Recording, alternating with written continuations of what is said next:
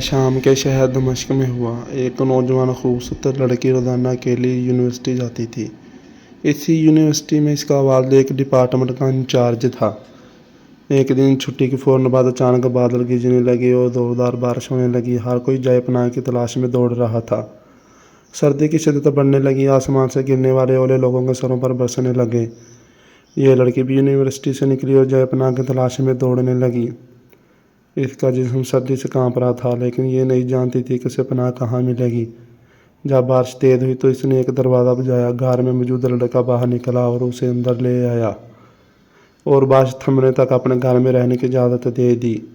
دونوں کا آپس میں تعارف ہوا تو معلوم ہوا کہ لڑکا بھی اسی یونیورسٹی میں پڑھتا ہے جہاں وہ خود زیر تعلیم ہے اور اس شہر میں اکیلا رہتا ہے اور ایک کمرہ، برآمدہ اور باتھ روم اس کا کل گھر تھا۔ نوجوان نے اسے کمرے میں آرام کرنے کو کہا اور اس کے پاس ہیٹر رکھ دیا اور کہا کہ جب کمرہ گرم ہو جائے گا تو وہ ہیٹر نکالے گا۔ تھوڑی دیر بعد لڑکی بستر پر بیٹھی کانپتی رہی۔ اچانک اسے نیند آ گئی تو یہ بستر پر گر گئی۔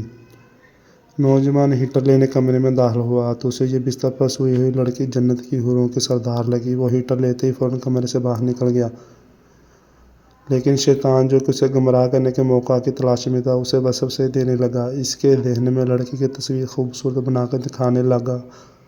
تھوڑی دیر بعد لڑکی کی آنکھ کھل گئی۔ جب اس نے اپنے آپ کو بستر پر لیٹا ہوا پایا تو ہڑبڑا کر اٹھ گئی اور گھبراہٹ کے عالم میں بے تحاشا باہر کی طرف دوڑنے لگی۔ اس نے برآمدے میں اسی نوجوان کو بے ہوش پایا۔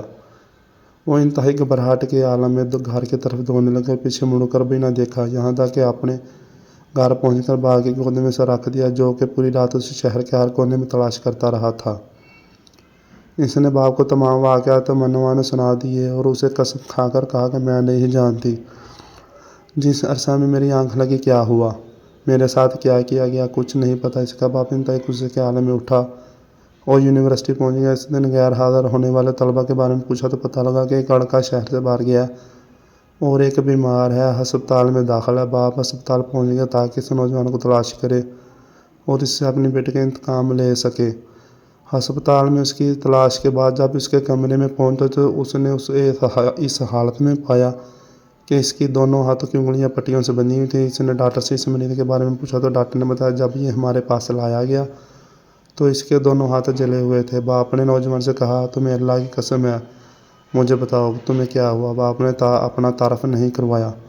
وہ بولا ایک لڑکی کل رات بارش سے بچتی ہوئی میرے پاس پناہ لینے کے لیے آئی۔ میں نے اسے اپنے کمرے میں پناہ تو دے دی، لیکن شیطان مجھے اس کے بارے میں پھسلانے لگا تو میں اس کے کمرے میں ہیٹر لینے کے بہانے داخل ہوا۔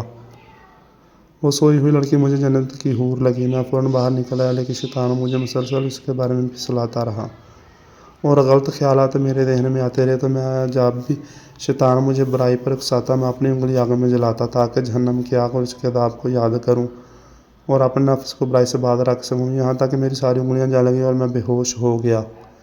مجھے نہیں پتا کہ میں ہسپتال کیسے پہنچا۔ یہ باتیں سن کر باپ بہت حیران ہوا اور بلند آواز سے چلایا لوگوں غور رہو، میں نے اس پاک سیرت لڑکے سے اپنی بیٹی کا نکاح کر دیا۔ سبحان اللہ، یہ ہے اللہ سے ڈرنے والوں کا ذکر۔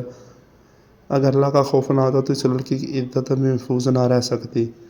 جو بھی لڑکا یا لڑکی ناجائز تعلقات قائم کرتے ہیں یا اپنے غیر شرعی دوستیاں یا محبتیں کرتے ہیں تو وہ اپنے اس برے فعل کو چھپانے کی حتی الامکان کوشش کرتے ہیں۔ وہ چاہتے ہیں کہ والدین ان کے کاموں سے بے خبر رہیں، حالانکہ وہ یہ جانتے ہیں کہ اللہ ان کے ہر فعل سے باخبر ہے، پھر بھی ان کے دل میں اللہ کا خوف پیدا نہیں ہوتا۔ ایسا کیوں ہے؟ کیونکہ والدین نے بچپن سے ان کے دل و دماغ میں اللہ کے خوف کے بجائے اپنا ذاتی خوف، رعب و دبدبہ، صدا کا ڈر ہی بٹھایا ہے۔